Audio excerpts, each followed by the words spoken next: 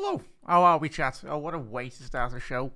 Yeah, how are we, chat? I hope you've all had a fantastic week, or whatever you've been up to. And, yeah, squeaky. Yeah, could you imagine? Massive thank you to everyone for tuning in. Absolute legends. Whatever you're doing, if you are watching this throughout the week, let us know how you've been. Most importantly, hope you're looking after yourself as well. Doug, first one in the live comments. If you are watching the repeat, do let us know your thoughts on tonight's show. Just a general relaxed stream anyway, not just a video in terms of having a little look in terms of Liverpool setting up for next season, in terms of incoming potential players. Obviously, Florian Wirtz coming. I'm just going to call him Florian because it's, yeah, full-on dyslexia. From my end, so yeah, I've been put in my place numerous times already this week by comments going, it's like, lad, I'm Scouse.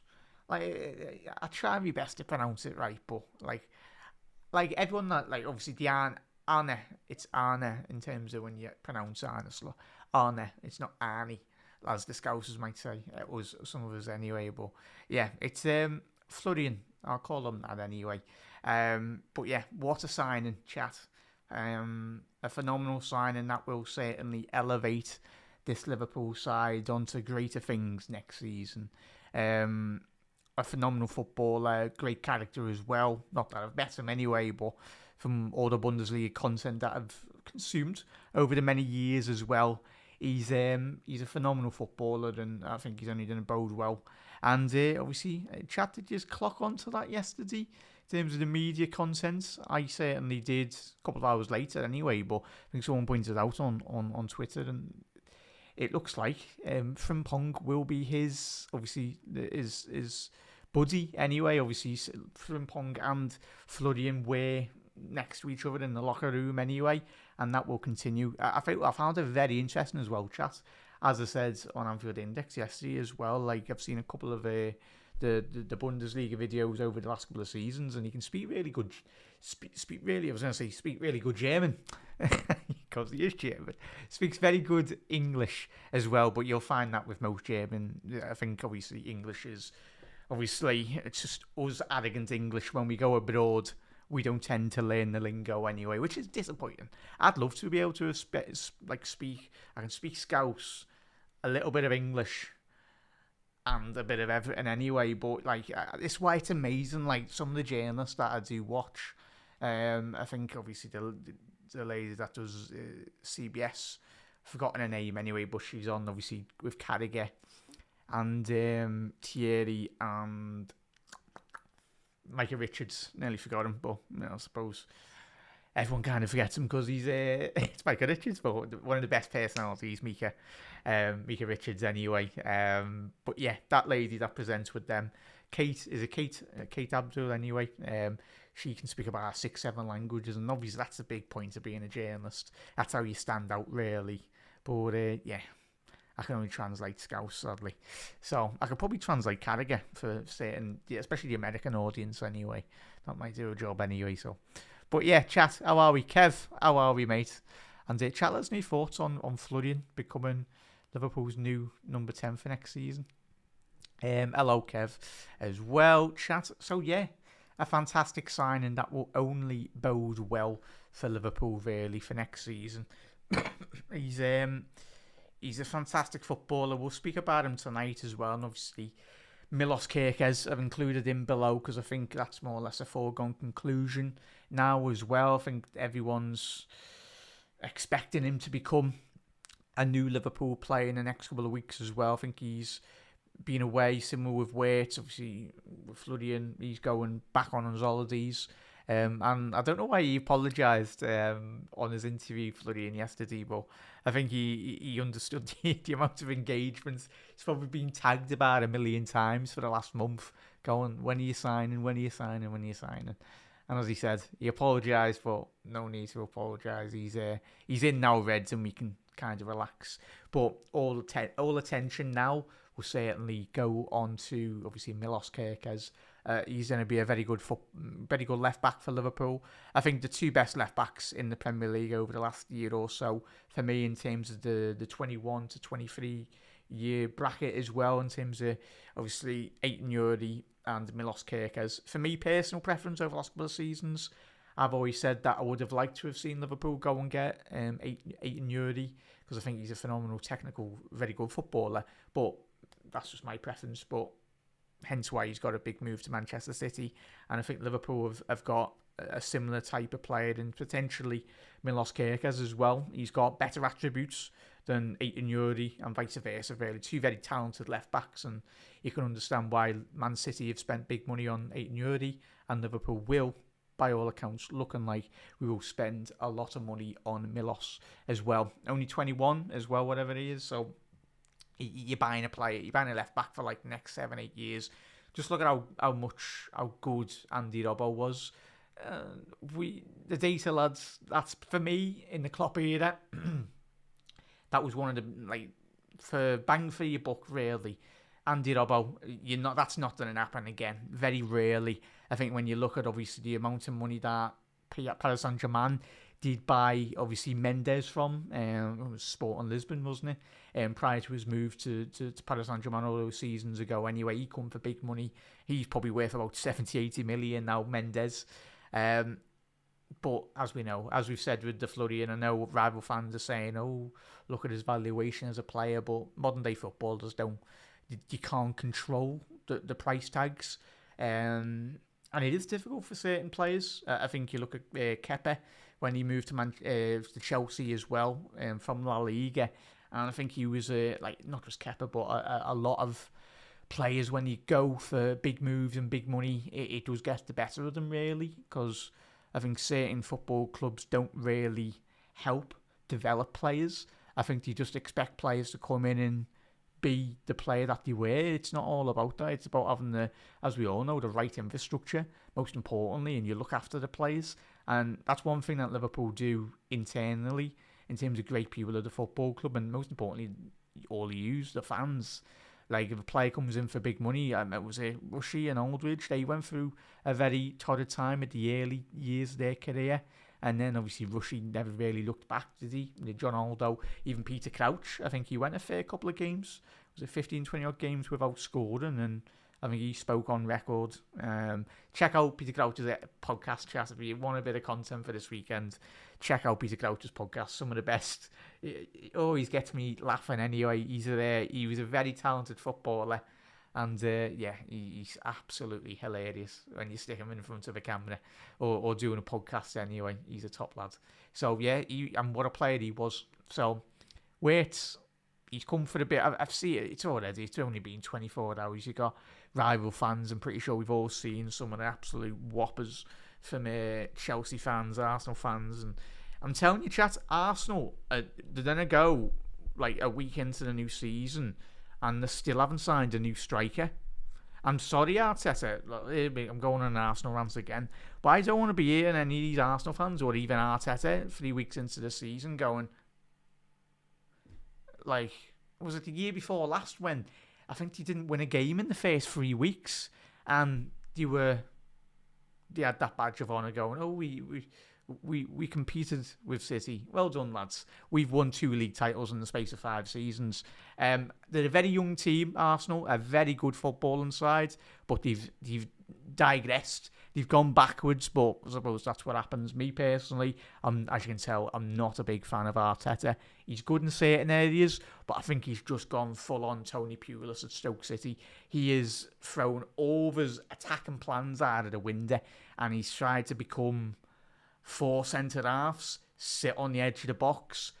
But no, what we all loved, and especially under the Arsene Wenger era of Arsenal, like just nice attacking flow and football. But Arteta's gone backwards, and he's threw all those plans out of the window, which is sad because the Arsenal side is such a talented squad.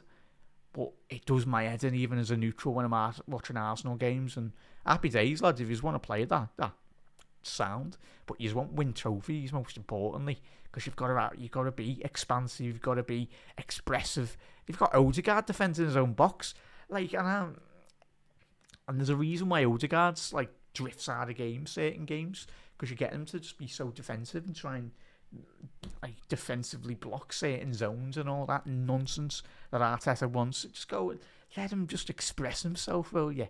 He's one of the best players in world football when he's on a song, Odegaard, but that's it, isn't it? But yeah, chat. It wasn't going to be a talk about Arsenal because we know where they'll then if find themselves anyway this season. Yeah, sure, crux of it, they need a striker. Will they sign one? Probably not anyway. But big up there, Taff Shear. How are we, buds? Any player caught the eye in the Club World Cup? Taff Shear, I'll pose that to you, mate. Even being honest, and yous know me, chat, I love just watching every game of football. But the competition, fair play to the lads. The best enjoyment I've had from this tournament is watching Flamengo's admin. He's been absolutely destroying Chelsea. Has anyone seen what that admin? Give that man a pay rise, I tell you. Give that man a pay rise on the Flamengo. And everyone's going, oh, like all Liverpool fans, it's not easy beating Flamengo in the Club World Cup, is it, chat? Or against them anyway, when we won them 1-0. And then someone pulls out Liverpool's defeat to Flamengo in 1981. But what they don't understand is, like, Liverpool in the 80s, we won 6 Premier League titles and was it 2 European Cups or 3 European Cups in that era as well. So it's like, sound lads, we got beat 3-1 or 3-0 in 81. But yeah, I think you're just missing the big bit of the context, really, that Liverpool were literally the best side in world football in that 80s period. But suppose it's one of them. But yeah, it could be heading to someone we've never heard of as well. Taff Shear. I haven't seen Taff Shear. I'll pose that to you, mate, or chat. Has anyone been watching this? I'll be honest. Put my hands up. I haven't watched any of it. I love watching international football. I love watching this, like, German Bundesliga when the season's on. If Liverpool aren't on, you'll find me watching a game of football because I'm that boring. I just watch so much football. Yeah, because without football, life would be very boring anyway. Certainly not watching golf. Sorry if anyone plays golf, but it's a very difficult sport to play golf anyway. But yeah, being honest, Taff's here. I haven't seen many players, mate, but I think it's good to see. Obviously, Paris Saint-Germain did get beat this week. Very heavily rotated in certain areas. Obviously, Zaire Wright did start in that game, and I think it was one of their new signings playing midfield alongside him. So yeah, it's great. It's a great opportunity to see continental European teams against certain, obviously, South American teams. Obviously, I think it was that like the New Zealand part-timers, everyone was laughing at them, but the lads that playing that team were working in a warehouse. Fair play to the lads. It's like one of us, like, actually playing Bayern Munich and sticking me in goal. That would certainly be about 50-0 because I'm about 2 foot high anyway. Couldn't touch the crossbar, bit like Jordan Pickford anyway. But yeah, it's going to be one of them. So it's going to be good for a lot of the European, like the English scouts and all that, analysing a lot of the Brazilian players, because there's certainly a lot of talent out there. It's just about having the great scouts. Just ask Brighton in terms of their great strategy, in terms of recruiting players as well. But yeah, Tafshir, I'll pose that back to you as well, to you, buds, and I'll pose that back to you as all, chat. If there's been a player that has caught the eye for you in that competition, who do you anticipate to win that? As long as it's not Chelsea or City, was sound. But yeah, it's I still find it baffling the fact that they're doing a tournament and yeah, you haven't got Liverpool or was it Barcelona, then? It's ridiculous. Ridiculous. How can you create a competition and not have Liverpool or even Barcelona and certain other big European clubs out there as well? I get the ranking system, but they need to make this tournament better, abolish all that nonsense and put all the big teams in and put all the big Brazilian teams in and just have I'm against more games for players as well, chat. I don't know if you follow me on X as well this week. I said the lack of protection for the majority of modern day footballers is a joke. But you'll have the people that don't watch football go, oh, they're on 200, 300 grand a week. They should be able to play loads of games. No. Like, the level, it's done what we're going to find in the next 5-10 years, the lack of quality is going to absolutely be awful, because you'll be seeing players pulling up with ACLs and other muscular injuries and be disappointed as well. So it's going to be one of them that I'm for less games but better quality. I think everyone's all that about, because the players play too many games, and it will come 5, 10, 15 years down the line if we keep on playing. Players are playing 3,500 games a season. That's not right. Yes, they get paid a lot of money, but that doesn't matter. They're not robots. Like, they're human beings at the end of the day as well. And as Steve said there, Stevie Nicol, spot on that. What a player, by the way. Yeah, I'm glad we're not here. Happy days there, mate. Yeah, it's just more minutes for our players. And the good thing for Liverpool as well, chat, is that will absolutely destroy Manchester City's fitness levels, really. Because it's crazy. Like, the season's starting in what? Couple of months or less than, yeah. Our Liverpool players are going to be back in a couple of weeks, and you've just got City still playing, basically a continuation off the back of last season. If you're Pep, you're like probably shaking your head, and if you asked Pep behind cameras and away from that, all the noise and that, are you happy? He wouldn't publicly say it, but he would have said, I would have much preferred less games for me players and to recover as well. Because you know what, Pep Guardiola, over the last couple of seasons, that's one benefiting thing that City have done really well in the Pep era. You notice every season over the last 5-6 seasons, they don't play a lot of pre-season games, and that's understandable. Yes, they've got a big squad, but they don't play a lot of games, and I think it will benefit Liverpool this season in the long run that we're not in it as well. Big up there, Cook. Squad games these days, certainly, mate. Obviously, the generations for the older Reds out there, older football fans as well, I think there were a lot more smaller sides, obviously, in the Bill Shankly and obviously Bob Paisley era. It was like a lot of managers then, obviously Brian Clough and that, they very much reliant on like 10 to 11 to like 13, 14 core players. Like literally, obviously, sports science and the rehabilitation factor wasn't like that all those years ago as well. So now, as Cook said there, he's spot on, mate. It is a squad game, but it's needed. Because the amount of minutes all the players are going to have, because Liverpool will get injuries. Most teams do now, but yeah, if I was in charge of FIFA, I'd just be saying less games. Just stagger the tournaments every 2-3 years. Do it a little more of a gap, really. Because, yeah, player welfare it's a massive thing, and I'm quite surprised that there's like the players' associations aren't kicking off. If I was a player, I'd be at the front of the line saying, lads, can we get a rest, please? Yeah, because it is sacrificing the overall quality of watching any game in world football as well. Yeah, it's too hot there as well. Obviously, we watched the Qatar World Cup, didn't we? On our channel as well. I love, like we all do, we all love watching football. But yeah, it's one of them. Big up there, the Indian Scouser. How are we, bud? Good to see you in the comments, mate. It's been a very long time. Good to see you in the comments, mate. Thank you for that. It's always good to see a couple of old faces in the chat as well. But yeah, I'll take it easy there. It is too hot, but it was amazing. I loved the Qatar World Cup. It was fantastic. I think the spectacle they put on was amazing, and we witnessed quite a fair bit of history as well. Messi winning the World Cup. That's one thing in our 50 years' time, or my grandkids will be old. What was Messi like? It's like, yeah, Messi, different gravy, mate. He was an alien, quite literally. Leo Messi, like stuff he'd do on a football pitch.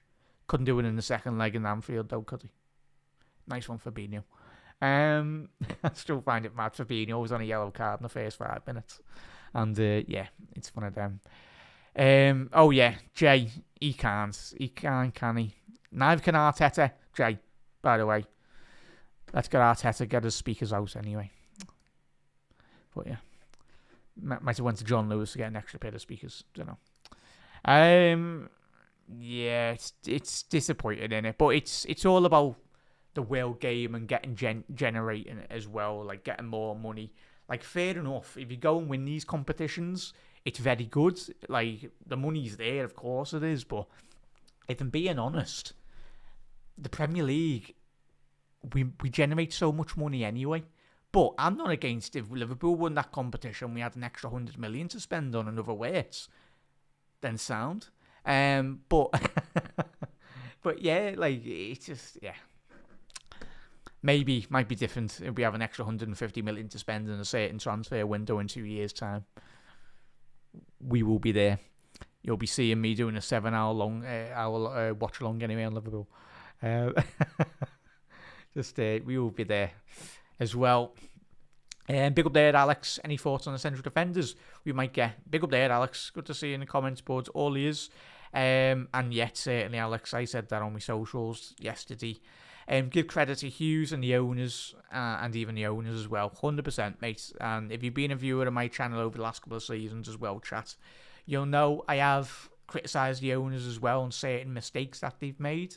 But at the end of the day, the main thing is that they've learned as well. And now hold my hands up, they've done really well.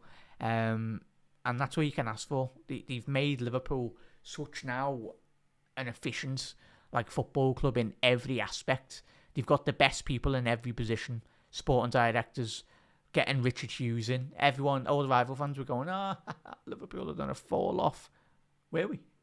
But that just goes to detriment in terms of it was such an intelligent move by the football club, the people running the club in the background as well, to just reevaluate at the end of Klopp's era and go, right lads, what do we need to do? And they went out and got the best people to do the job, brought Edwards and brought the gang back. And it's been phenomenal. And I know that Ward was linked with a move to Newcastle. I hope Ward doesn't move. That would have been the second or third time he's left the club now. If you want to keep Ward, give him a pay rise because he's very good at his job. Same with Michael Edwards. Pay these lads what they deserve. Just keep them to football club. Let us win about 10, 15 league titles.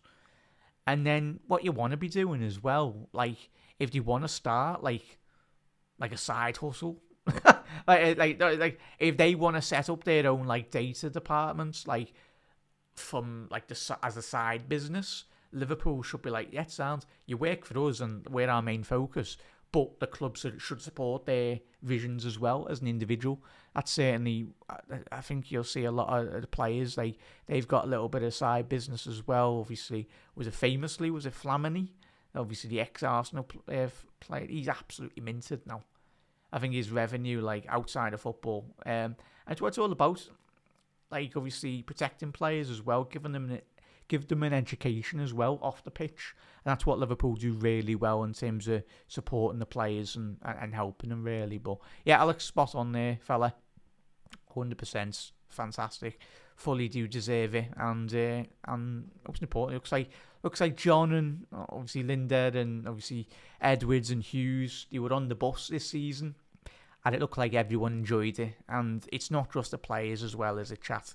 It's a collective with John Henry and his family and everyone. Because he's got a very good business here at Liverpool. I'm pretty sure he loves this football club like all of us. As we said, he's made mistakes, but he's learned from them. Most importantly, that's what you can do in life with mistakes that you make. You've just try your best to rectify them and just be honest and be the best person you possibly can as well. So and look after your friends and family and all that. So that's all it's all about. So yeah, but 9 players as they cook. Yeah. Well, obviously it was an 11-team game anyway, but yeah, it was ridiculous, mate. And 42 games, not to mention Europe as well. Yeah, it's crazy, mate, wasn't it? Obviously, you'd obviously rotate 1 or 2 anyway, but it's one of them. But that's big up there, buds. 1-1. Who were they playing, that? Certainly not playing Everton anyway. What's that one? But as Alex is saying there, agree, Oliver. As well. Yeah, as Cook said there, Simon has said, yeah, 100% kudos. As Paul said there, FSG in. Yeah, and I've always been on the fence, 2-3 years ago as well. But I was not one of these people that were just saying, go out and spend. I just wanted 1 or 2 players, because mainly, if we would have got that, maybe 1 or 2 players, especially that season where Ginny and Fabinho, when we were literally playing Henderson and Fabinho centre-half. What's Klopp meant to be doing with that? Like, he can't play central defensive midfield. But the season, what was it, last season or the season before, when we went out and got Endo, McAllister, Szoboszlai, and Gravenberch. Can't believe I nearly forgot Gravenberch. That's phenomenal work. Absolutely some of the best business in European football. And I made up Endo as well. Everyone's go, oh, Endo might leave. Nah, keep Endo at the football club. He loves the football. Was it? I think if you missed Endo this week or this month as well, and I think he's went back home, obviously, and I think he's been putting on some like presentations for like Japanese fans or his family members and all that. And obviously, he's a proud Liverpool player, and rightly so. He's a top lad, Endo. That's what you get. I think obviously the captain of the Japanese national team, and yeah, obviously in the World Cup. Always when a World Cup comes along, the Japanese squad, I think the development of that squad over the last 20, 30 years has been amazing, really. And that's only helped massively by the exposure of Japanese players in the big European leagues, as well as a big influx in the SPL. Obviously, a lot of the lads at Celtic, a lot of the lads in the Bundesliga as well, and there's a couple in La Liga, and obviously the lad at Sporting Sociedad. That's two teams. Real Sociedad. Obviously, Kubo was at Real Madrid, but he's a player to keep an eye on, chat. I think he might end up in the Premier League this season. But obviously, and our lad, Endo, and obviously Takeba Minamino, obviously a Premier League winner as well. Let's not forget that. So yeah, and hopefully a lot more of the Japanese players do get big moves to big European leagues, so it's only going to help them from an international point. But Reds, we'll go straight into in a little second. Just obviously we'll analyse the starting 11s, how we anticipate Liverpool to set up. So yeah, we said Florian, chat, drop a like on the video as well if you are new. But let us know your thoughts on Florian moving. Liverpool are going places over the next couple of seasons as well, and we're in good footing, good standing really. For not just this coming season, but for the next couple of seasons as well. We are in a position now where we can go out and spend 100-odd million, 150-odd million on one player. 20, 30 years ago, that couldn't have happened with obviously Hicks and Gillette, who absolutely destroyed this football club, and we weren't that far away from disappearing if certain decisions didn't go the right way in Liverpool's favour as a football club. And thankfully, at that period in time, all the big Liverpool supporters, people that had the channels as well, Redmen, and obviously lads at Anfield Lap as well, and the famous celebrities that campaigned at that time as well, because you needed it, because Liverpool were going down a difficult road. But that's amazing, because everyone and it's a modern Liverpool fan now on Twitter, and the younger Reds out there don't actually understand like how much of a dire situation we were in as a football club. So now, as a fan, as we've said, FSG have learned, and they've been able to allow us and to facilitate grow the football club as well. And yeah, we've been amazing ever since. And chat, we're going back to back this season. Back to back. Yeah, we are. Yeah, proper top lads anyway, Simon. Spot on, mate. So chat, Florian, nice one, laugh for joining us. I just loved it. Was it his quote? I'm not here. I'm here to win. I'm not. Well, paraphrase. He didn't say these lines, but he might as well said, I'm not here to make mates. I'm here to win trophies. He didn't say that, but he said, I'm here to win. That's what he did say. I'm here to win and get down to work as well. So that's the vision and it made up. And I think obviously you've seen the Wirtz family yesterday as well, and some of the content. It's amazing. Looks like his dad and mum are very proud, rightly so. He's come to one of the biggest football institutions in the world, and he's got everything. He's going to get absolutely everything. And if he leads us to trophies, leads us to Champions League titles, tell you, maybe one day in the future you might get a certain statue of him. That'll be the aspirations of him. By the sounds of it as well, he's here to win, and he's not here to play any games. He's here to win games of football, and that's the type of desire and quality we're bringing in Reds. No nonsense. But Florian, as he said, he's seen the celebrations. If you're successful in the season, we'll have a very big party every single season. 1.5 million Reds might descend, or even more if we go back to back. Could you imagine a league and Champions League maybe in the future? Whoa.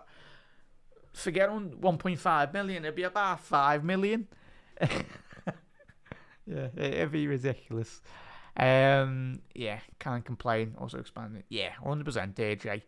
Yeah, and that's what it's all about, Jay. And I think that's obviously as us fans, we just like for the majority of us, like the main aspect, like in any form of business, like especially if you're running a football club, is as it used to be, is the main crux of like your value as a club is the players on the pitch, because they win your games of football, don't they? At the end of the day, brings in more revenue. But we remember the years under Roy Hodgkinson when we were buying Pork and Cheskis, Paulsons, Aquilani's, this world, and like you just sit there as a fan going, "What are we doing?"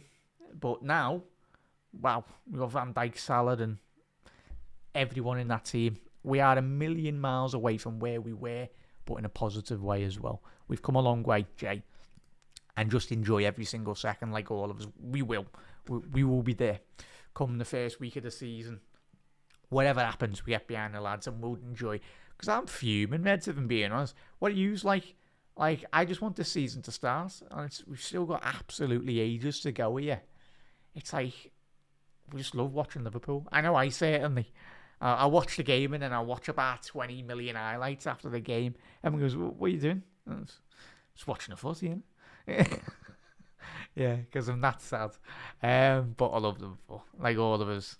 Right, we'll go into obviously. So Kirkes looking like he will be the next player into the door, but if we can get him in, fantastic.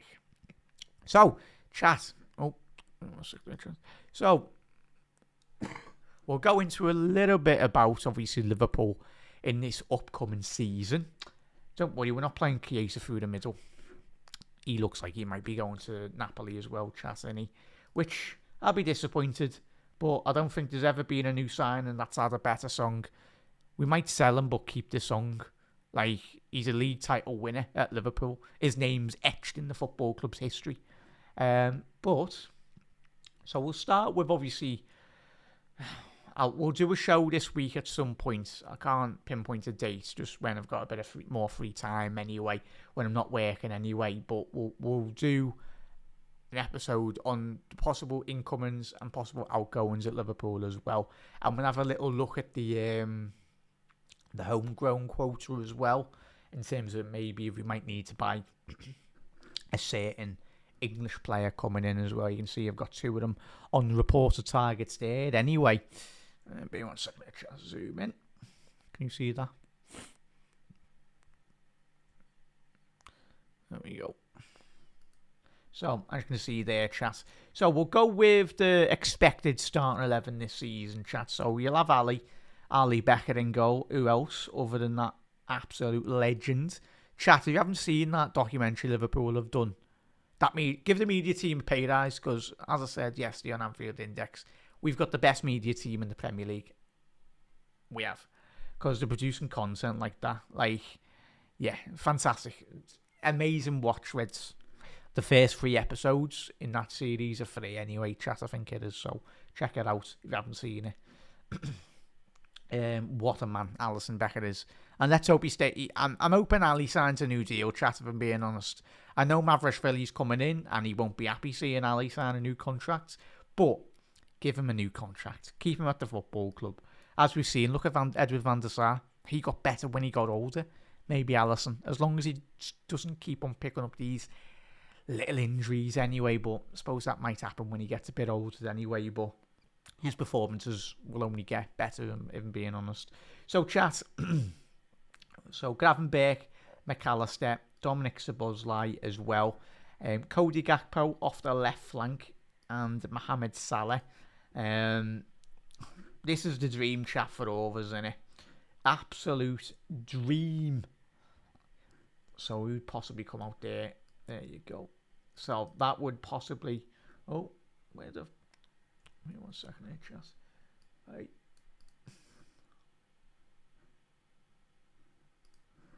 Where's the background going on there? No, apologies, chat.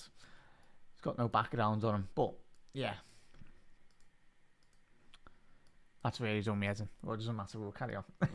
So, yeah, that is the dream in a chat in terms of Liverpool this coming season. The rotation between the midfielders will be very interesting.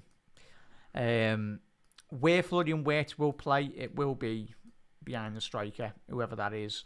And there will be games this season where we will play. Where's he gone? Where have I put Cody Gakpo there, chat? I've even got my glasses on, I can't see. So, that is probably how I anticipate. Chat, it's probably Newcastle fans tuning in, screaming at the screen, going, Newcastle's directors have said today that they won't sell at any price. Really? I'd like to see the sporting directors at Newcastle, if Liverpool put 120 odd million on the table, how that football club would react. Because what Newcastle fans don't understand is, you've got Champions League football. Look at how poor you were. That Newcastle squad needs investment. And if Liverpool come in with 100, 150 odd million, there's no way Newcastle would turn it down. I'm telling you now, they would not turn that down. Because what you can do, like Liverpool, when we sold Coutinho, we went out and got Virgil van Dijk and Alisson Becker. What these Newcastle fans can't fathom, or the majority of them can, what the certain sections of Newcastle's fan base going, oh, why would we do that? Well, you do it to strengthen your football club. You'd go like 100 odd million. You'd spend 50 million on another replacement, have a Gyökeres or an Osimhen or someone of that ilk. Was to spend 50, 60 million, and then you've got what? Say if Newcastle were getting 150 million for Isaac, obviously it wouldn't be 150 million straight up. Be probably similar a bit with obviously Florian Wirtz. Liverpool probably put 100 million on the table and say we'll do add-ons because we're going to be winning league titles if we had Isaac up front, chat, and we'll probably win a Champions League. So yeah, there'd be clauses in that, but Newcastle fans need to just come to the realisation of Isaac will leave the football club, whether it's this season, but it most certainly will be next season, because they're not letting Isaac. What happens when Isaac puts in a transfer request, chat? You think Newcastle fans will be sitting on their hands going, he's got a 3-year deal. I'm happy to watch him play up front when he's putting a transfer request. But Liverpool do our dealings. We do our due diligence. Absolutely butchered that. Our due diligence, really, in terms of the recruitment, as we know. We'll have a good idea if Liverpool wanting to go in for Isaac. The feelers would have been put out a year ago. Bit similar with look at Florian Wirtz and Frimpong, Edwards and all that. It was 5D chess from the lads. We'd planned that 6-12 months before as well. And even was it Richard Hughes, Michael Edwards, or some of the data lads? They visited Arne Slot prior to his move to Liverpool.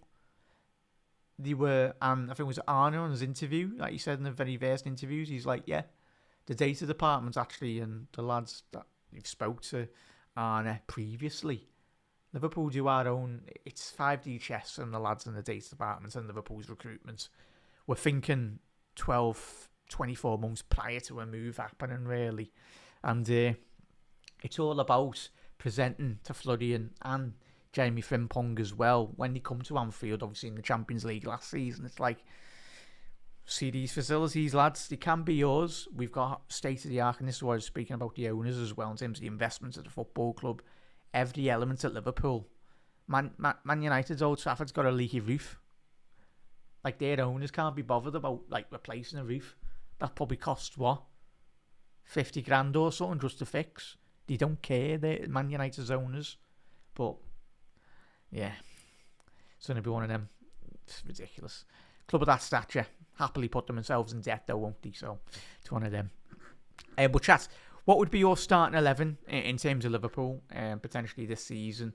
Because it is going to be very, very interesting to say the least. Because that would be my dream scenario for this coming season. And I know everyone, you know my feelings if you're a regular viewer of mine. Cody Gakpo, I love him as a player, and I think he does really well. And I think what will benefit Cody Gakpo, he'll be able to come in a bit more central. And the fact that Milos Kerkez, he's got an absolute engine on him. Same with Frimpong as well. In terms of those two players going down the wings, making those attacking runs down the side of the pitch as well. In terms of stretching the play, and then obviously Cody Gakpo can certainly just very much drift off that left flank, and then very much come into those little pockets of space, and then just, yeah, I think the combination play between him and Wirtz potentially. But you will see games where Wirtz in the starting 11 might look like he might be starting on the left wing, but there'll be so much rotation going on that opposition players will be going, lads, what are we doing? Who are we picking up here? There's going to be triangles all around the gaff, and they're all going to be looking at each other going, Kerker's down there, he's underlapping me, but they'll be looking at the opposition managers going, lad, Gaffer, what do we do? And Arnie's like, good luck. Because, yeah, the rotation, the fluidity for Liverpool next season, it's going to be such a joy to just analyse, really, and just really watch. Because good luck to anyone trying to stop Liverpool next season. Because for me personally, chat, let us know what would be your starting 11 or dream starting 11. Say we do bring in a player of Isaac's quality. Do you reckon that would be very much the case? And I know everyone, and this is why I've put Wharton as well. I think, chat, the way I've got a feeling Liverpool might start doing business this next couple of weeks as well. We seem to be shopping in pairs. If you catch me drift. Floody and Wirtz and Frimpong. Where is my man? Where has he gone? Where's Gahey? I put Gahey on the graph. Oh, I've had an absolute nightmare here, chat. Where's Mark Gahey? Oh, well done, lad. Hang on. I have to have a little word with Mark here and get him in. I do apologise, chat. Right, let's get. I did have Gahey, but he's hiding, really. Where is he? He's not there. So, trying to get him up here. One sec there, chat. Whilst we get Mark Gahey in the starting 11. So, what I was saying, silly me, but Liverpool are shopping in pairs. And if Ibu does go, let's copy that. There we go. Wherever Ibu goes, hopefully he signs that new deal. But bear with me 1 second here, chat. I think Liverpool will shop in pairs this season for next couple of weeks as well, in terms of transfer market. And if you're a regular viewer of my chat, I called this transfer 2-3 seasons ago. I called it. In terms of his value of a player, he's a phenomenal. And I've seen people on Twitter and X moaning about Liverpool getting Mark Gahey. I'm sorry, but your ball knowledge is absolutely appalling, mate. He's a very good player, absolutely very good footballer, and he complements Liverpool so well from a technical point as well. I'm sorry, he's a phenomenal footballer.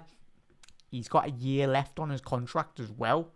So he's not going to command. We'll probably get him for about 30 to 40 odd million. And in today's market in European football, that is absolutely fantastic stuff as well, if we're all being honest. So it's crazy, man. It's absolutely phenomenal business. There we go, chat. I do apologise. We got him in there. So in terms of that, as I was saying, shopping in pairs.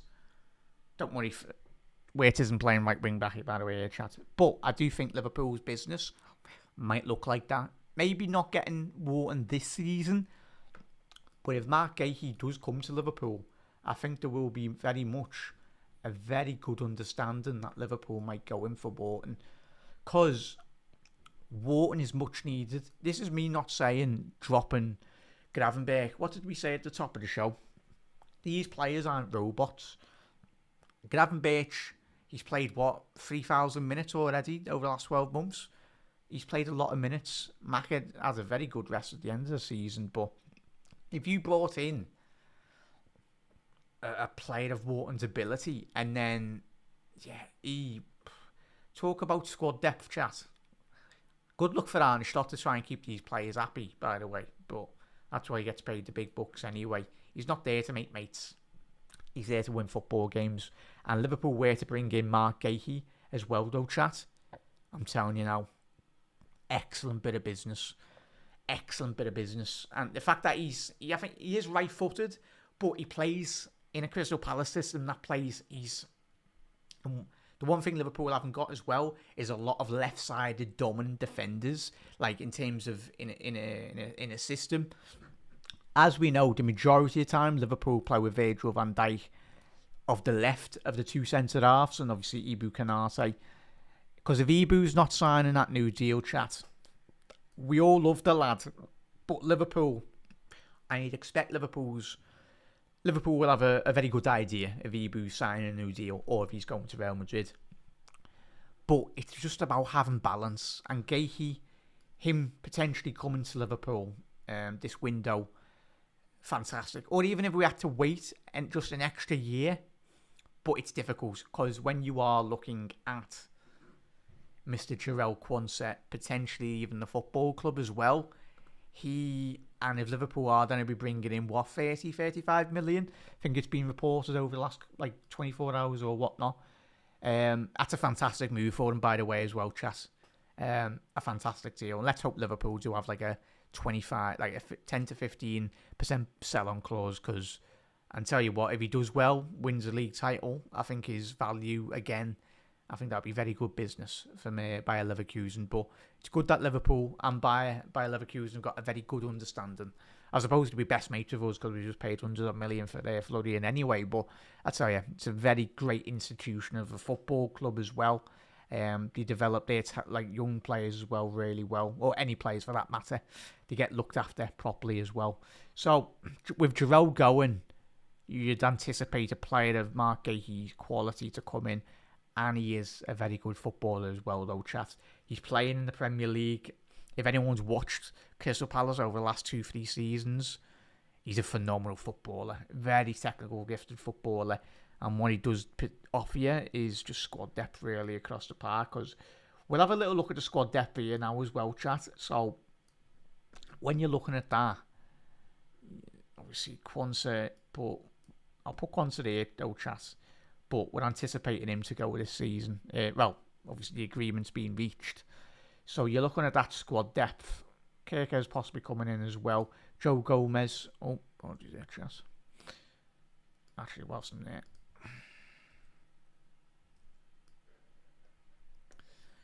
There you go. You're watching me edit on the fly here, Chas. I do apologise.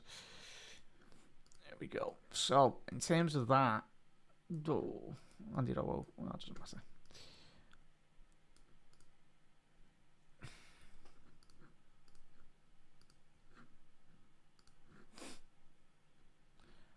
Where's Andy?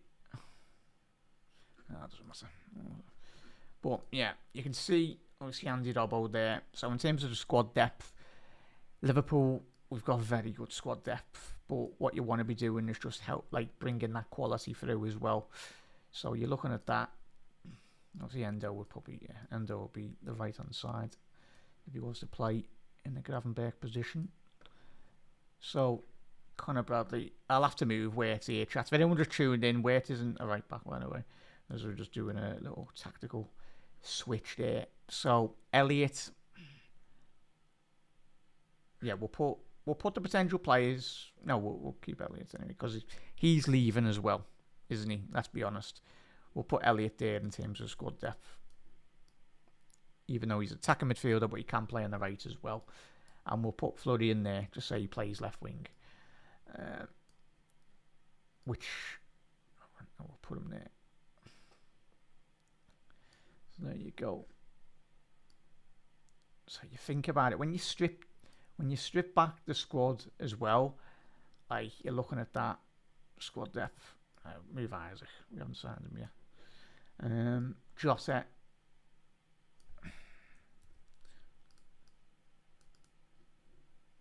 Go.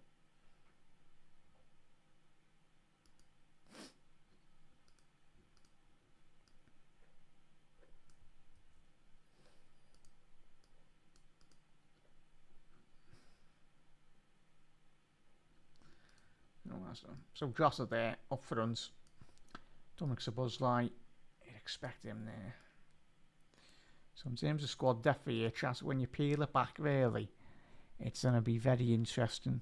Because what you might be left with here, chat, is that. So is there anyone I'm missing here?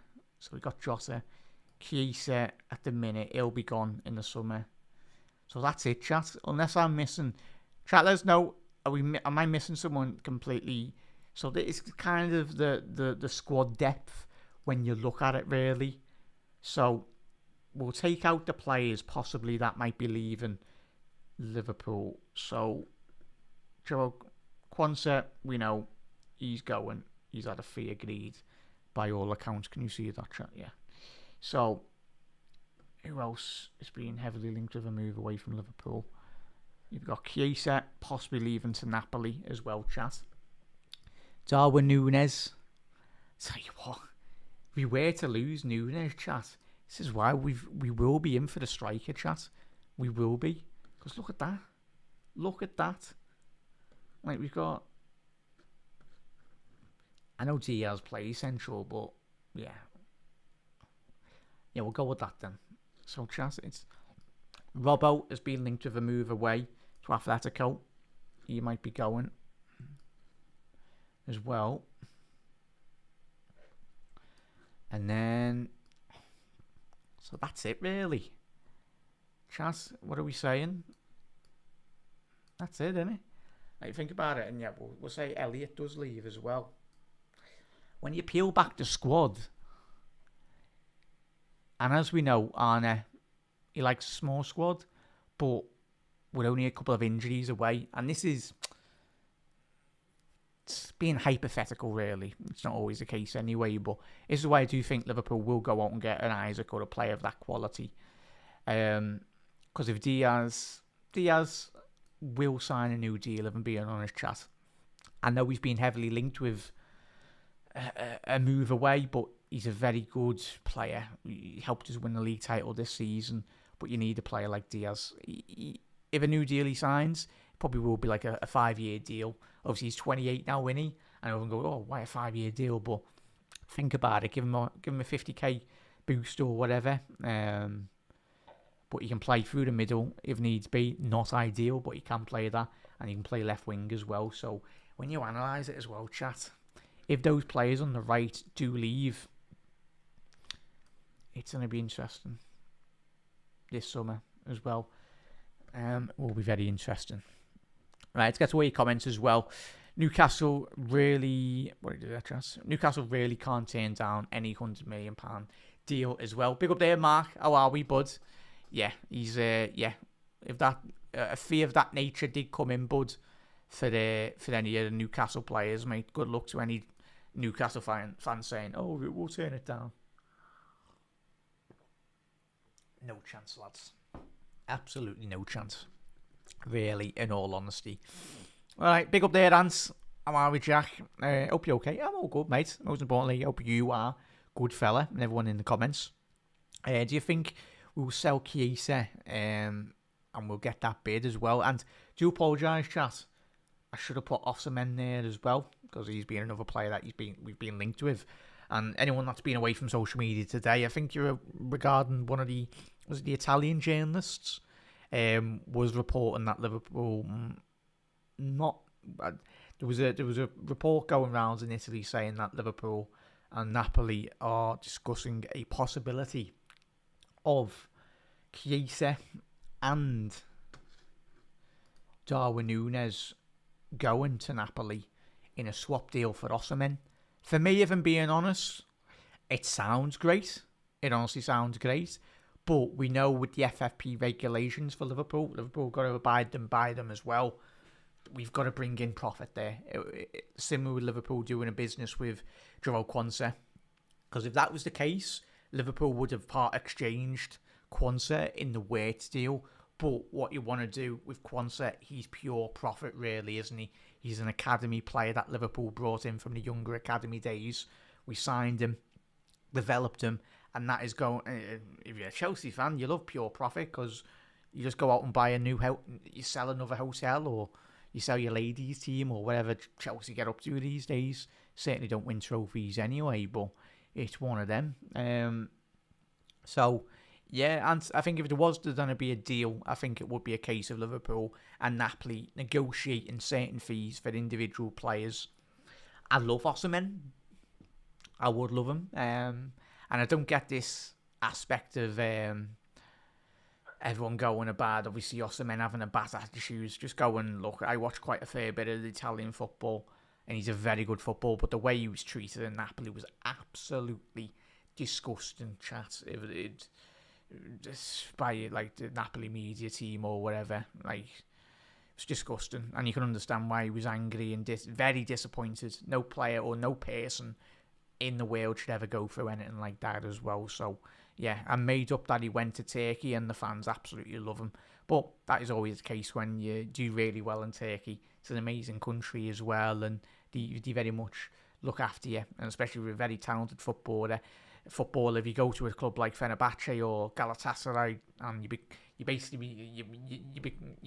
become one of the big household names, they'll look after you really well. And I think Chatted Sane go to, was it Fenerbahce or wherever he's gone? I think that'd be good. I know everyone's going, oh, obviously he's going there. He's going to be very well paid, but it's fantastic to see Turkey. Even probably that's above their wage structure. But I think for the Turkish league, I think they need to kind of break the model in certain clubs just to really get a bit more interest in that league from outside Wales football as well. But yeah, he's a very good player, Osimhen. I'd love him at Liverpool because if it had, I'm looking at that chat, as we've said already tonight, if Liverpool do lose Chiesa, and to Juan's comment there, if we do lose Núñez, Liverpool are looking quite light, to say the least, up front there, if we're being honest. Because obviously I haven't even put Ben Doki in at all. Because when you just look at it, it's difficult. It's very, very difficult. Your defence is absolutely sound, if I'm being honest, chat. Because, right, we'll go with the first line. That would be like obviously the main starting 11, won't it? So the first line would be your first. So the second line would be your potential backups. Costas, very good backup. But if Kerkez was to, touch wood, doesn't happen this season, but if he was to pick up an injury, I love Costas, I think we all do, but I think he just needs to start improving his game as well. Because I think if he has another 12 months like he did this season, I think Arnestad will have a very good word with him and say, I think I might want to move it on, really. I think Liverpool have been linked over the last 12 months or a couple of seasons as well with Jarell Hato. I think that's a move Liverpool will certainly do. It's just not a matter of when. It's not a matter of if Liverpool do a deal for Hato. For me personally, it's a matter of when. When that will happen, I think it will be very soon in the future. Because what Hato does possess is that ability to play left back and play centre back as well. And that's similar, as we know, with the data department lads, when they signed Bobby Firmino and certain other profiles players as well. They analyse the player and go, right, you can play that position, but what other positions can you facilitate within the squad as well? Similar Joe Gomez, that's why we all love Joe, and I think he's come up to his 10th year at Liverpool. His personality is amazing as well, chat. He's a really down-to-earth lad, and he works hard. And that's something that you can never put against Joe Gomez. Just like all of us, the main disappointment with Joe Gomez was just his injuries. Like, he's a phenomenal centre half, but it's that word, but, or if he stays fit, he's fantastic. And he's a massive asset to this football club when he's fit. Hopefully for Joe. And maybe if, I tell you what, chat, if Gomez is available, good, for the next 2-3 seasons, there's your new centre half to come in for if Canate was to leave to Real Madrid, if Gomez stayed fit. Because we see when we won the league, it was obviously between him and Joel Matip. It was a very prolonged period that Joe Gomez and Virgil van Dijk played together as well. Similar, like, it was vice versa.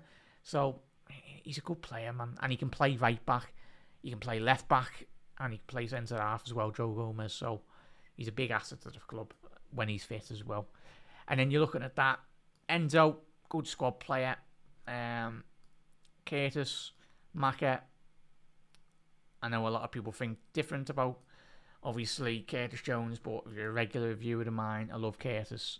And I think under Arne Slot, over the last 12 months, we've seen Curtis Jones get even better. For me, he's a typical Arne Slot player. I think it's a big year for Curtis, again, as it is for every young player coming in at Liverpool or developing as well. But I think hopefully this season will be a much better season than last year. Didn't have a terrible season, Curtis, but there's still a lot of potential in that lad. Just don't take it off me. Just listen to Steven Gerrard. I think when Gerrard spoke quite glowingly about Curtis, says a lot, especially coming from Stevie. What him coming through the ranks, and obviously he's obviously was the under-21 manager, Gerrard, before he got his move to Rangers as well. So he knows everything about Curtis.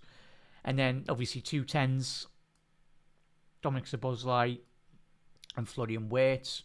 That's probably the strongest Liverpool are within the team in terms of those 2 number 10 positions.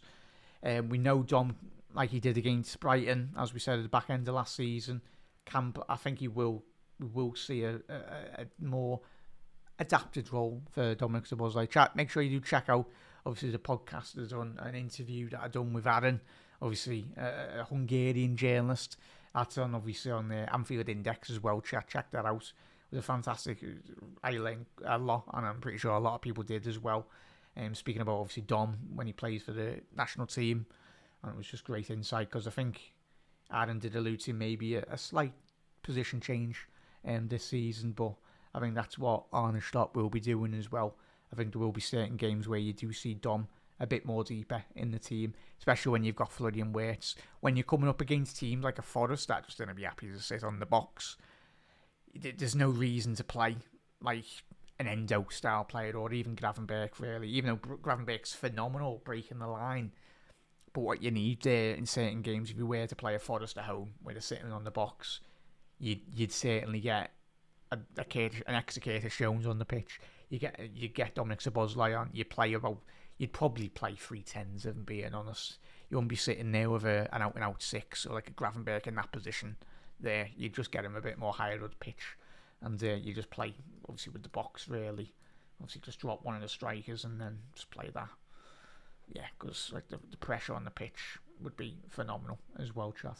So let me know your thoughts on that, chat. It was interesting because there's a lot of squad depth for Liverpool. Will be very interesting as well. I want to see what I want to get on with the league. Yeah, Mark, quicker the league gets started, mate.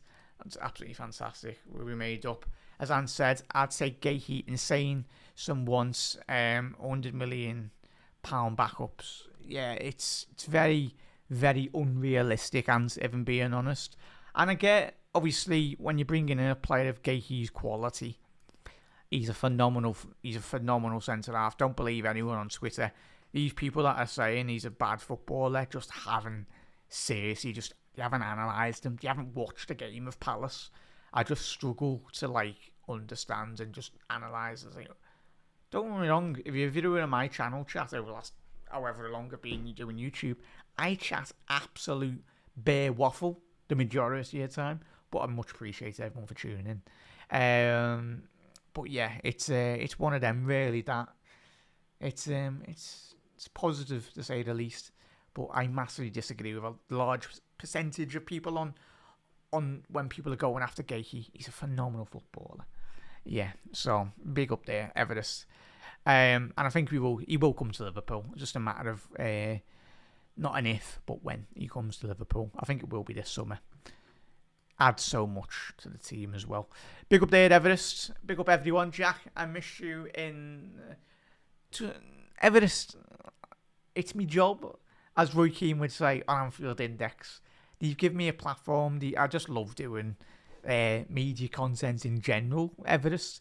But that's my job on Anfield Index, and I wouldn't change it for the world because I love it. There's a lot of busy days, but that's where I love it. Like, and you know me, chat. I love talking about football and all that. But like, if you give me an unlimited budget, I'd love to run a news channel or a sports channel and all that. Like that's what I've got me degrees in. It's where I've got me debt in, media degrees. But I wouldn't change it because that's like constructing a set, constructing a panel, helping them, miking them up as well, and doing the lights and all that jazz. That builds a production set, whether that be for sport or anything really. It's not just the presenters that create like the content. It's the people in the background on all these Sky and TNT and all that, all the hard work behind every form of business as well. So I love it. So Everest, sorry la, but that's my job. But Everest, I know you've been tuned into Anfield Index chat as well. But I'm made up, maybe once every week or whatever.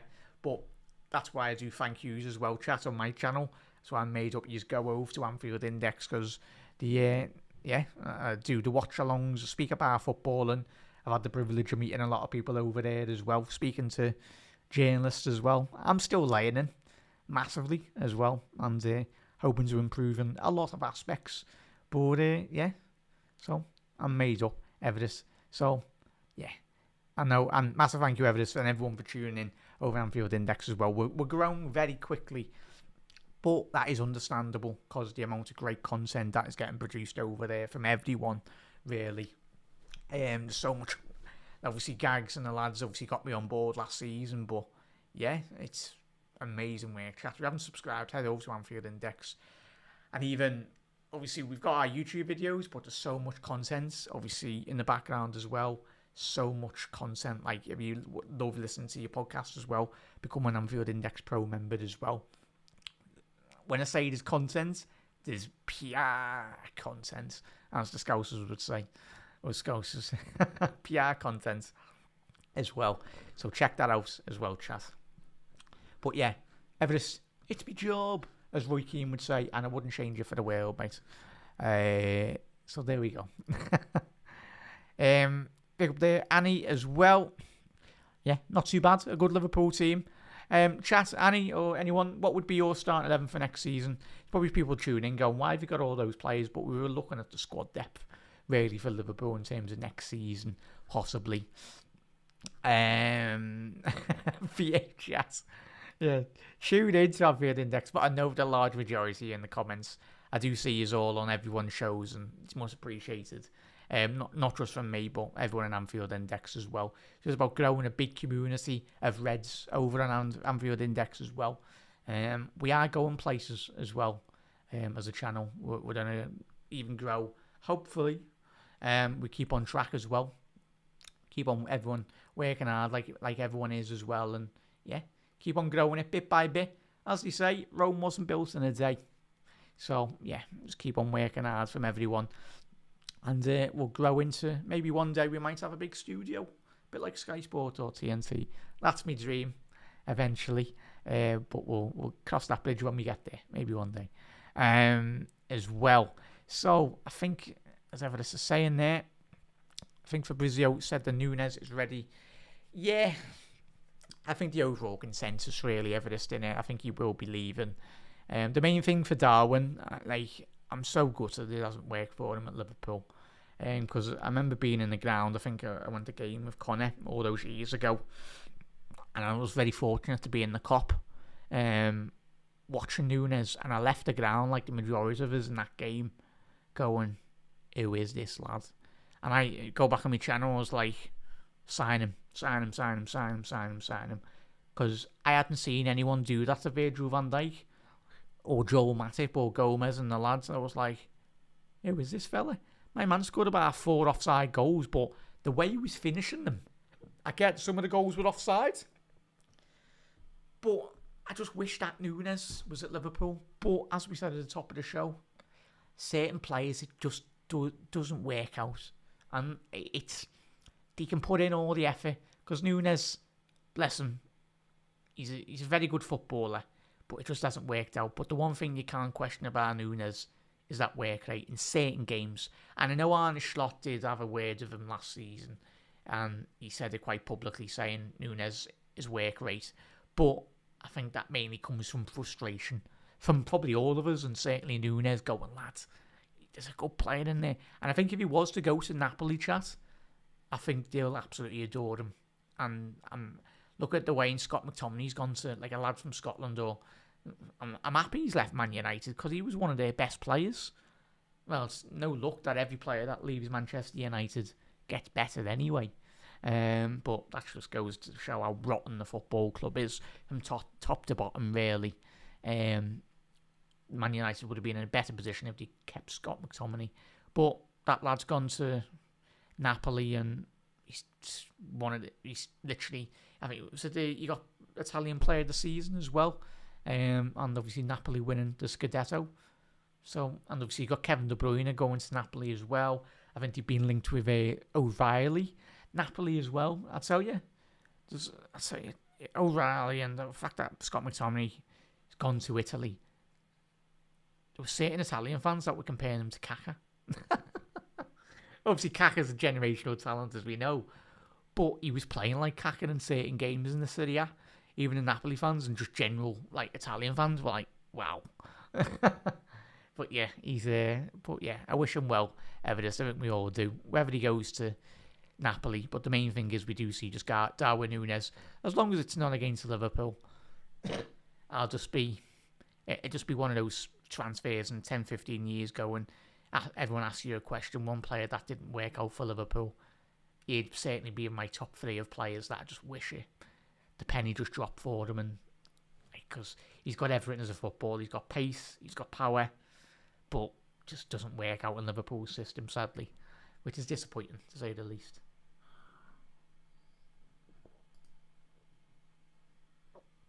As I was saying there, I think we need to bring in a backup left back from the academy, or bring in someone on loan if we can't buy someone.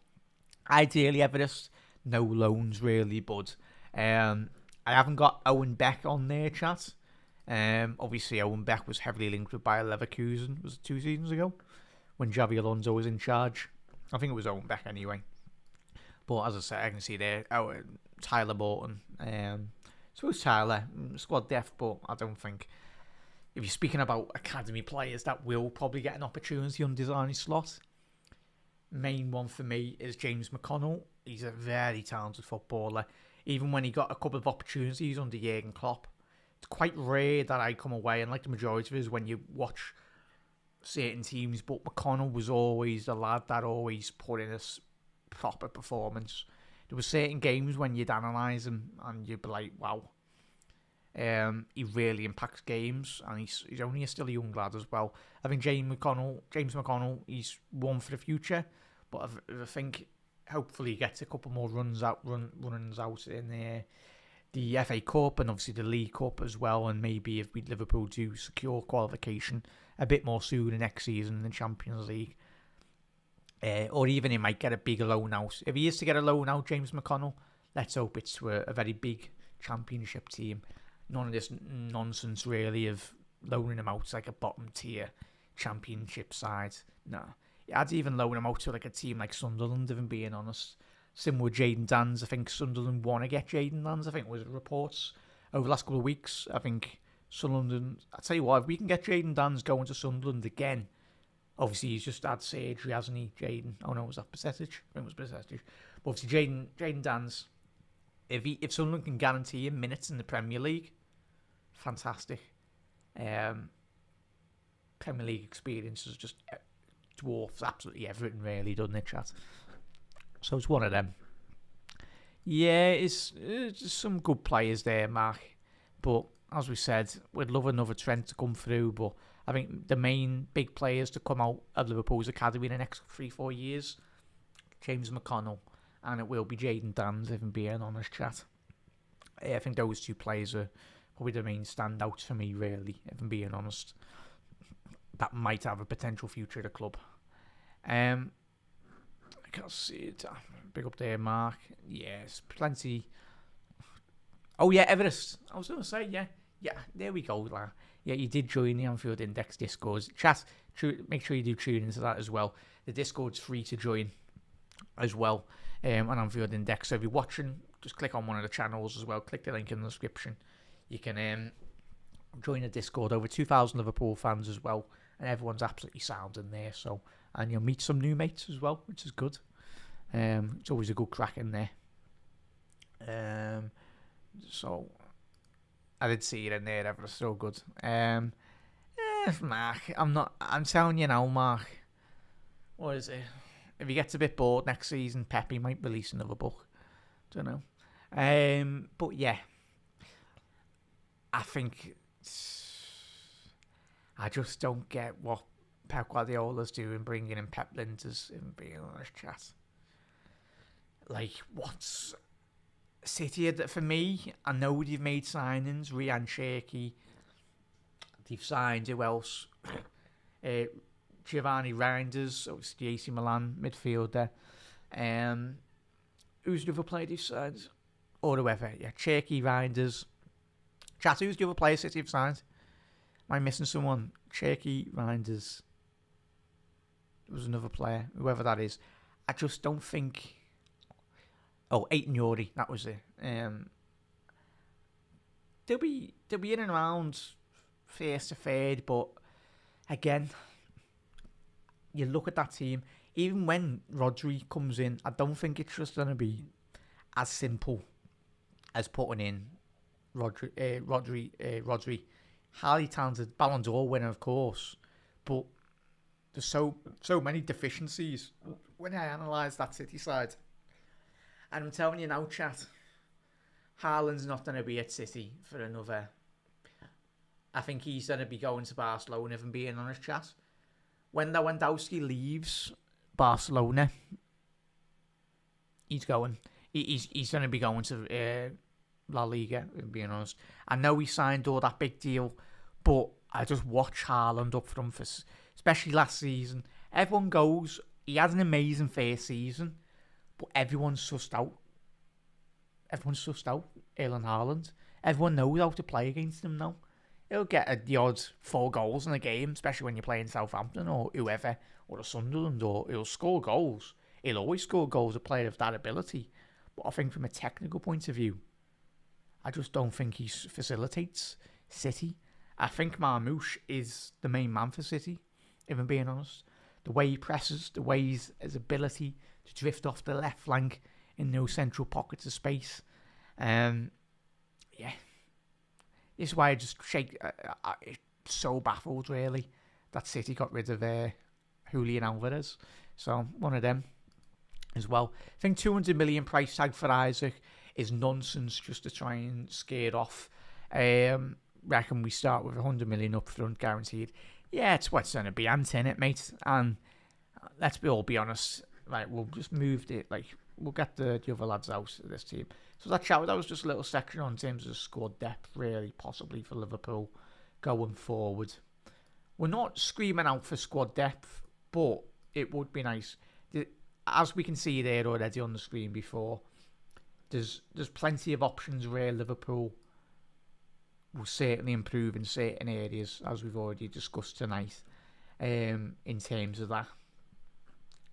So, obviously, Diaz, there was a report, obviously, over the last 12 months, links with Saudi and everything. And I love Jota, chat, but again, another player that is decimated with injuries in his Liverpool career. Just really frustrates me, if I'm being honest. And certainly, I know for a fact it probably will frustrate Arne Slot as well. Because the fact that Liverpool won the league with Diaz through the middle, he's a literal miracle worker, Arne Slot, if I'm being honest. Will Arne go out, if he is to go, tell you now, if you asked Arne Slot if you can go out and get a Julian Alvarez, you can go out and get an Isaac. If you'd asked him, do you want them in your club? Like all of us, he'll be like, yes, please. Would it? Money shouldn't be an option for Liverpool. A player of whether that be Isaac or whether that be a Julian Alvarez. My personal preference, they offer you both. From a technical point of view, I'd love Alvarez, but just Isaac when you watch him as well, though, chat. The way he moves, it's like when I was younger watching Thierry Henry, like the way he manoeuvres around the pitch, Isaac. But for me, if Liverpool had an option to either buy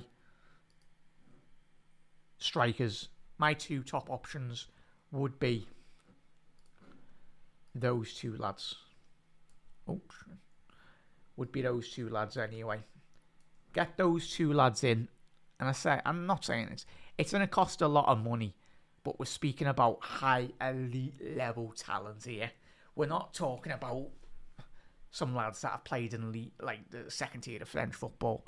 We're speaking about a World Cup winner. We're speaking about a lad that got 20 odd goals in the Premier League last season for Newcastle. And I know everyone, Newcastle fans are screaming, but we had Shearer. Of course, Shearer was the greatest ever goal scorer in the Premier League. But Shearer should have played for Manchester United. Shearer should have won league titles. Similar with Isaac as well. Obviously, Shearer did win the league title at Blackburn. Before anyone screams that out, he won the league title at Blackburn. But the fact that Alan Shearer, he had the opportunities, should have went to a bigger club. And Isaac, for me, sorry Newcastle fans, but a player of that ability deserves to be winning trophies. I know everyone's going, oh, Steven Gerrard. But at the end of the day, it's different. Isaac, he's not a local Geordie, is he? He's a lad from Sweden, moved to Spain, to Real Sociedad as well. He's got plenty of experience, a player of his ability. I think if you're a Sweden fan, you're made up. You've got Isaac and Gyökeres. Like, wow. You're sorted for the next 5 seasons from an international point. Good luck to anyone that plays Sweden in friendlies. But yeah, those two lads, both of them offer you something very different. As we know, in his time at Manchester City, in certain games, and certainly in his River Plate days, played predominantly as a winger, as we know. Obviously, coming off that right-hand side, Alvarez did play down that right-hand channel as well. Do I think if he was to come to Liverpool, would he play that position? No. But what Alvarez would do, it facilitates, it would give you a lot of options, really. What if you were to sign Alvarez, it'd be through the middle, if I'm being honest. And it would be fascinating, the link-up play between obviously Fleury and Wirtz and Alvarez. What I personally do think Liverpool will do this season, for a large majority of it as well, chat. We spoke about this, me and Dave, last week as well, is Wirtz playing higher up the pitch. Yes, leave that, and then putting Dominic Szoboszlai here.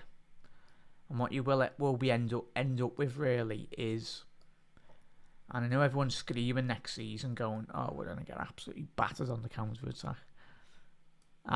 We will be there. Will be very fascinating to watch. But you know for the fact that I start to be telling this season. We'll start with Wirtz up front, but this is for example when you are playing a Forest that I'm pretty sure Arne Slot goes home at night, wakes up at like 3 o'clock in the morning, gets his tactics board out, and has a big massive picture of Nuno Espirito Santo on his wall going, "I'm going to do the double over you this season, lad," because that really done his head in, them winning at Anfield, and it really done my head in, and I know it done your head in this season as well, because when we're coming up against the Park the Bus team this season, I think it will be a case of this, where you've got, whether that be Diaz or Gakpo, you'll see Salah come a lot more central, but you'll have obviously Frimpong Obviously, the start is left backs, but they'll be high up the pitch. The work rate really that these lads will do in terms of the ability to break forward, get up the pitch as well, just exposing those right areas as well. It's just going to be one of them, and then obviously you'll have McAllister, Gravenberch, but mainly it'll just be a case of these four lads staying compact, staying together really, and trying their best just to keep understanding as well, playing in that little box position. What you've got there really is four of the most technical players in European football really. They give you absolutely everything. And then obviously whoever, it can be a variation really. If it is Gakpo, if it is a Jota or whoever. But this is obviously, if Liverpool don't go out and get an Isaac or Klopp an out number 9, I think Liverpool in this moment, and this is where, chat, I forgot to mention it before, apologies, where possibly, and this is what I've been saying for the last 2-3 years, chat, this is what signing Mark Gahey possibly could facilitate Liverpool in the future. Obviously, you might have to drop an attacking midfielder, but what you could end up with is Liverpool in certain games, when you are coming up against a Forest, there's no reason to be playing a back four. You go with that, but when you've got especially two centre halves that are very good technically, what you're going to be doing there, chat, is just so much. We'll replace Gakpo with more of an out-and-out number 9 or a striker. We're putting I don't want this lad anyway, even being honest, chat. I'm not on the Ekitike hype train, but data-wise, he's a very good footballer. But if we're going to be paying 70-80 million, I'd rather put that towards Isaac or an Alvarez, if I'm being honest. But the one thing Ekitike has got is age on his side, really, chat.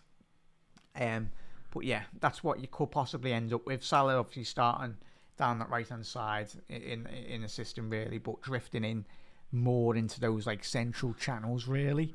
And I think obviously Ants just said there as well, hasn't Dan's got same problems? Yeah, it is a factor that really, Anthony. There's certain players, but it's like all of us, like he's still growing anyway. But obviously, when players get to 21, obviously certain players, I think, who was it? Stefan Bajcetic. I think he was a late grower really. I think he shot up a good couple of inches really, and obviously he's 6'2", 6'3" Bajcetic now. But in the academy days, he was a lot more slight really. He was a lot more smaller as well. So it's opportunity there, and Dan's will get his opportunities, chat. But the main things with Jayden Danns, as Anne said, getting him an opportunity. If he is to go out on loan, get him out to a good Premier League side anyway.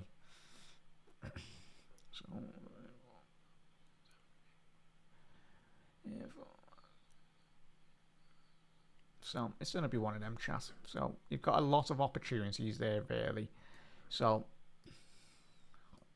it's going to be one of them, chat, innit? One of them. Because you could have a lot of variation, but yeah, chat. So apologies there, chat. We'll go back to the formation that I did have. So what I was going to be saying, do apologise, chat. So in terms of this formation, if a Gahey was going to be coming in, what we know, the biggest analysis in terms of what Arne Slot wants from his footballers is his fundamental footballing qualities, really. Hence why he favours playing Ryan Gravenberch in a number 6 role. Me and a large majority of Liverpool's fan base as well come into last season going, wow, we're going into a season without an out recognised number 6. But we've watched Arne Slot manage Liverpool. Now he wants players that are good technically, they're good when they're getting closed down, with like the good off the left, good off the right as well. The ability to beat the press, and when you beat the press, have that final ball. So even if you are a player like Mark Gahey or a Virgil van Dijk, when you get high up the pitch, like a Joel Matip. I'll tell you what, Joel Matip, he was about 5 years younger. Arne Slot would have been rubbing his hands going, wow, like, he's perfect. Perfect centre half for Arne Slot. Sadly, Joel did retire as well, but what a player he was. So, yeah, especially when you've got full-backs like a Conor Bradley, when you've got Jeremy Frimpong as well, the athleticism is going to be big. And this is, for me, if you are playing a team like a Forest or a team that will be defensively low block, when they're all sat on, like, they're literally just sat on this vicinity of their penalty box, i.e. Everton Football Club or a Forest or a Man United that want to be hitting you on the break as well. Teams that don't know how to football, basically. So, yeah, it's about just creating overloads. And I think Gahey signing him would allow Liverpool a lot more flexibility from a tactical point of view as well. So, opportunities are aplenty. But, and I get what everyone's concerns are, similar with mine as well.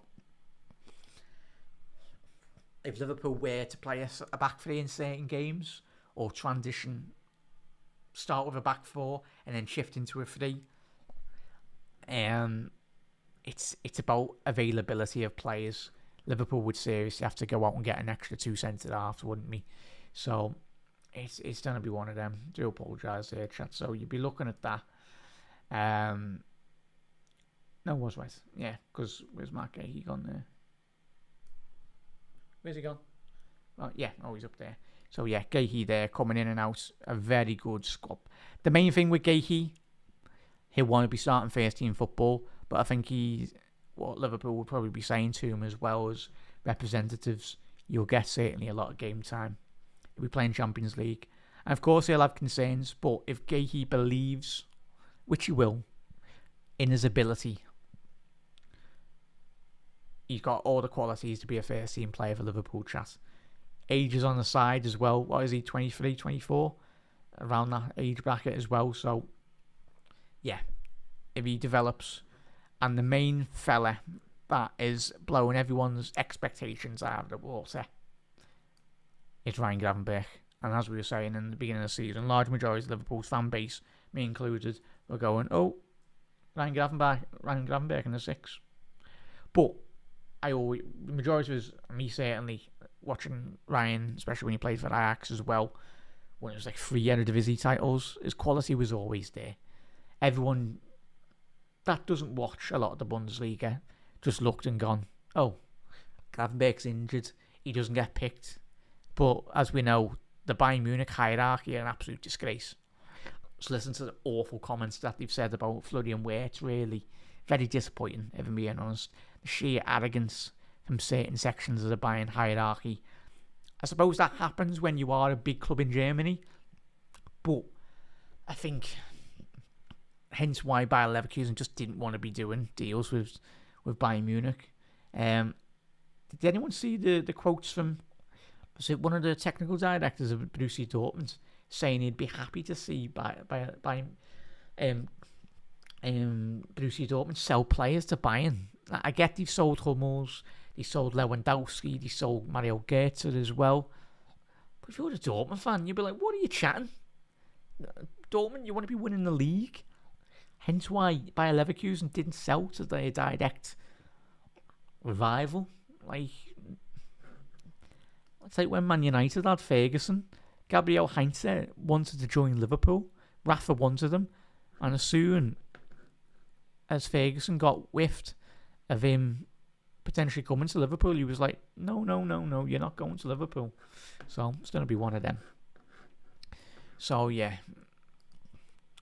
Yeah, as I've just done for like the last half an hour mark, I do apologise. But, yeah. Or one of them. More successful at Newcastle. Yeah, already last season and in it. I think Shearer, I don't know, was it Lineker and Mika Richards have already taken the mickey out of him. I like listening to their podcast on, is it the All Football podcast that Shearer's done as well. I really liked, I don't know if you, chat, is that podcast still going? But it was those three lads, the chemistry between them, it's absolutely amazing. You just sit there and take the absolute mickey out of each other, swear at each other and everything. It's a very good podcast as well. But yeah, even they were taking the mickey out of him as well. So yeah, but Isaac, come to Liverpool, lad. Don't worry, anyone who's just tuned in for like 2 seconds is saying, why is Ekatike left wing, lad? Don't worry, he's not playing there. And chat, I haven't mentioned them. I think we've mentioned Gordon, and as we said with the squad depth as well, if that we'd only get, for me personally, we'd only get Anthony Gordon. I love him as a player. He's an intelligent individual. The way he articulates himself, very rare. Well, there's a lot of very great scousers out there, but I think it's against the grain, really. I think in terms of the way England thinks about scousers wrongly as well. He's a very intelligent footballer.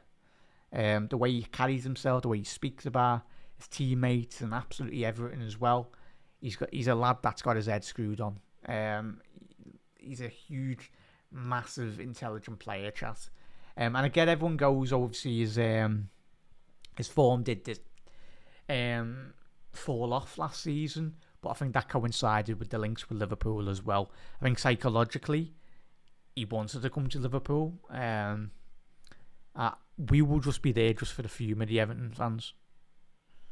That would be fantastic. But yeah, it's going to be one of them, really, chat. Especially if you are to lose those lads on the right-hand side. Elliott goes, Robbo goes, Chiesa probably will go as well. Quansah, deal agreed. Nunes possibly. Obviously, Dom's going nowhere. He'll be in the squad as well. So it's just about having that good rotation between individual players. And if Diaz is to go as well in the next 2 years, obviously he's got 2 years left on his deal possibly. So it's going to be one of them, chat. It is going to be one of them. For me personally, if it was up to me, I'd give Diaz a new contract because I think he's a very good player. Done really well for his last season. Off the back of his best individual season at Liverpool as well. In terms of goal contributions and absolutely everything. So, yeah, he can play through the middle, play off the left as well. Really facilitates. And he can play even on the right as well. If Mo is injured or if Mo's in AFCON as well, he can play across the forward line. And as we know, chat, as we know with the data department, it's all about if they are to sign someone, and we mentioned that at the beginning of the show as well tonight, is similar with Mark Gahey. He can play a lot of positions as well along the back line. Certainly with Jeremy Frimpong, can play right wing, can play right mid, can play right back, can play a lot of numerous positions as well. Similar with Gravenberch, can play a 6, can play as an 8 as well, and if needs be, can play in a 10, but that is his least favourable position anyway. But as we know with Grav, as he said already this season, his favourite position is obviously number 8, but he's type of personality is he doesn't moan. He does a job for the team, and that's all you can ask for him, really, for. And he's one of the best in the position. So if I was, like we'd always say, Grav, you're literally in the top 3 in that position in Wales football last season. I know you don't like it, but there will be certain games where he will be allowed to express himself. He'll be able to penetrate the lines. But, Grav, sit in your hands for a couple of seasons, win a couple of trophies, and maybe if Liverpool getting more recognised number 6, if needs be, then he might get a bit more opportunity, a bit more higher up the pitch. But I don't think that will be the case, especially when we've got the best number 10 in world football in his age range as well. Obviously 22 years old, Florian Wirtz, so it's going to be one of them. And yeah, so chat, what are we on? Nearly approaching the 2-hour mark. Time flies. Massive thank you for everyone that's tuned in. It's been a great discussion with every single one of you. Shearer, I'd love to not joining Man United. Yeah, but if I was Shearer, and this is where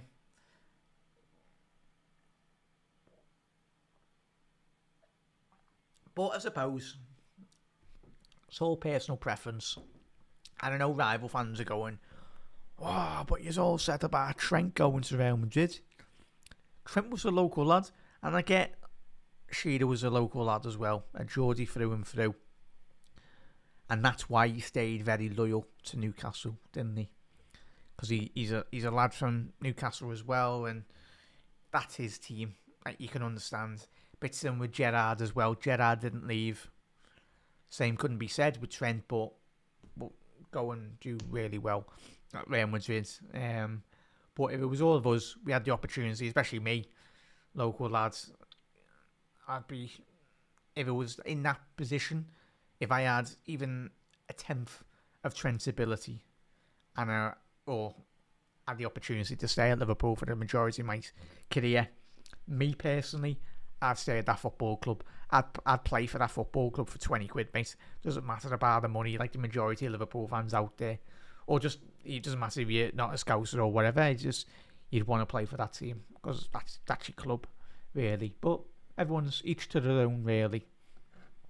Especially with the money in football now as well. If you'd have a very good career, money would always come to you as a footballer, so it's one of them. You don't want to be hard pressed to get a couple of pennies. So it's always one of them as well. Man, thinking about some of the Forest games, we absolutely battered them. Gakpo should have pulled down the lads on the box as well, yeah. And yeah, if anyone interviews Arne in the next 12 months, even for the next 3 years, just don't mention Forest to him. I'm looking forward to the Forest game, chat.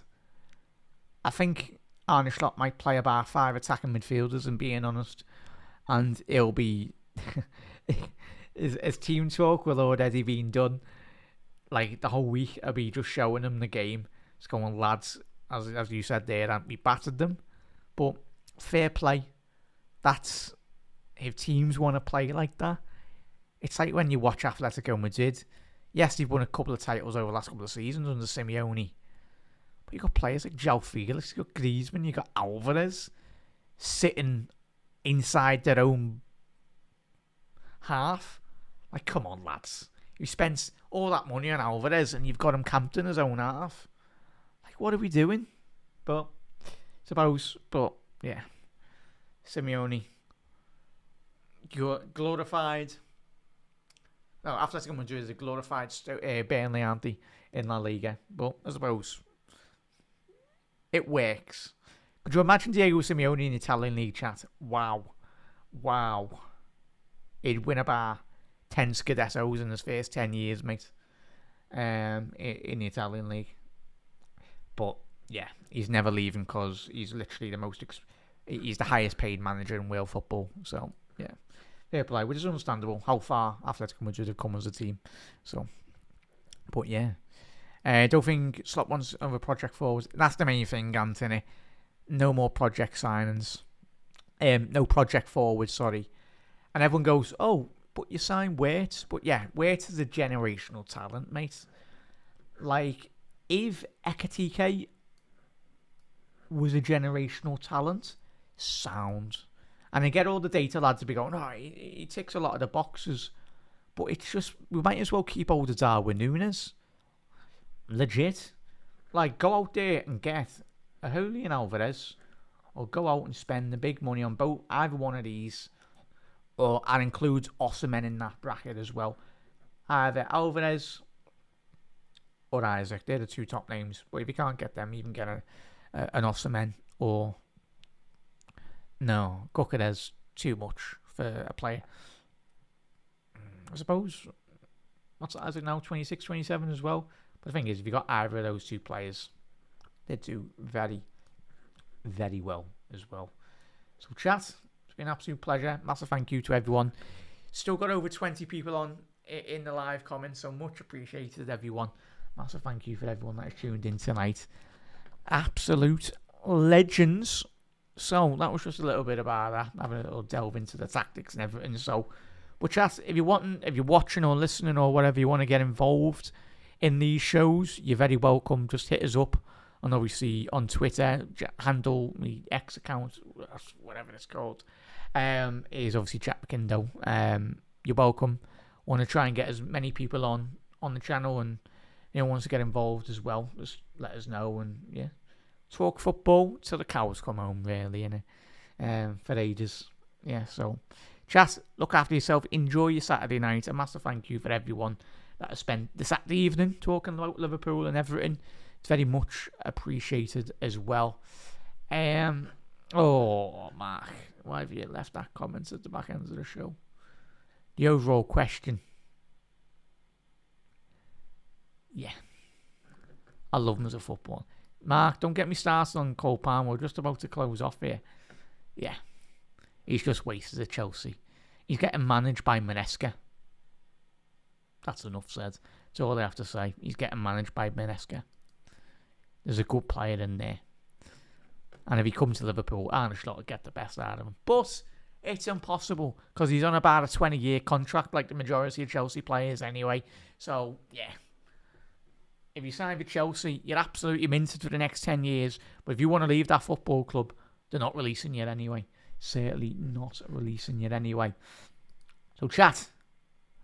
Let's get Kirkers in. And then let's go and absolutely shatter the bank and be absolutely skint for the next 12 months and go and get Isaac. But if we got Isaac, Wirtz and Kirkers,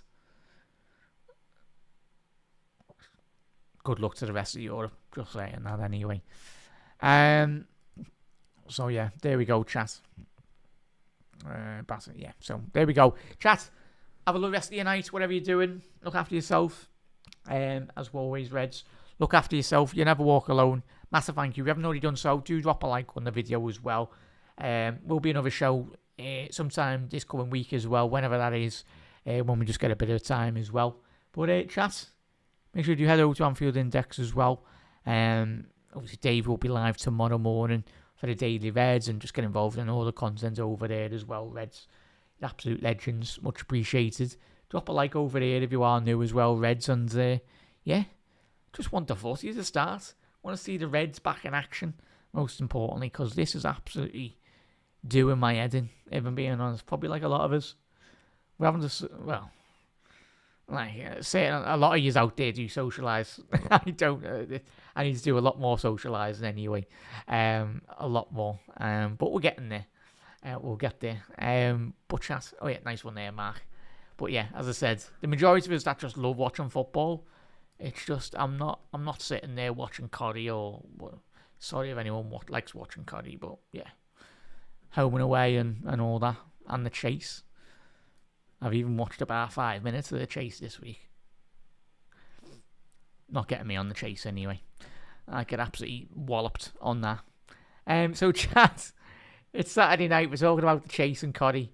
That's a perfect way to end the show anyway. But chat, let's get the Reds back in action. Even pre-season, I'll be celebrating a goal in pre-season like we've won the World Cup, like Liverpool have won the Champions League or the Premier League, mate, at this rate. Just get the Reds back in action. Get Arne Slot playing our boss football again, because we are going back-to-back league title wins this season. Rival fans will go, oh, too confident. But